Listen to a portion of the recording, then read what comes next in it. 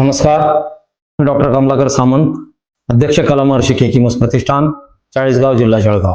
दर्शक हो, अवलिया कलावंत केकीमुस यांचे 40 गावी आगमन झाले ते 1940च्या सुरुवातीचा 1 वर्षाचा काळ केकी घराच्या बाहेर जात असत. अगदी रात्री देखील आपल्या प्रेयसीच्या स्वागताला ते 40गाव रेल्वे स्टेशनच्या प्लॅटफॉर्मवर जात असत. हा सुरुवातीचा 1 वर्षाचा काळ 1940 सरत आले आणि निलोफर येण्याची आशा मावळली होती. मध्यंतरी तिचं एक पत्र मूस साहेबांना आलेलं होतं, परंतु ते पत्र उघडून वाचण्याचं धाडस केकीने दाखवलं नाही आणि पुढचे 22 वर्ष ते पत्र बंद अवस्थेत केकींच्या बंगल्यात पडून होतं.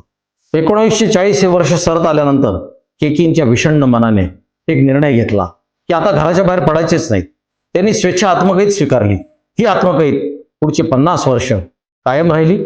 1940 ते 1989 या 50 वर्षाच्या काळात केकी विजनवासात राहिले आणि विजनवासात असतानाही रात्रीचे भोजन त्यांनी आपल्या प्रेयसीच्या वचनावर विश्वास ठेवून पंजाब मेल गेल्यानंतरच आपले रात्रीचे भोजन घेतले. दिवसभर बंद अवस्था असलेला हा बंगला, आजूबाजूला वाढलेली झाडे आणि त्यांचा पडलेला पालापाचोळा याच्यामुळे एखाद्या भयावह अशा भूतबंगल्यासारखा भासत असे आणि रात्री 12 वाजता मात्र तो लख्ख प्रकाशात न्हाऊन निघे, कारण केकी आपल्या प्रेयसीच्या स्वागताची तयारी करत असा. 1940 ते 1990 पर्यंतचा जो काळ आहे, हा 50 वर्षाच्या काळामध्ये हा परिपाठ सातत्याने अगदी त्यांच्या महानिर्वाण दिनाच्या दिवसापर्यंत चालू राहिला.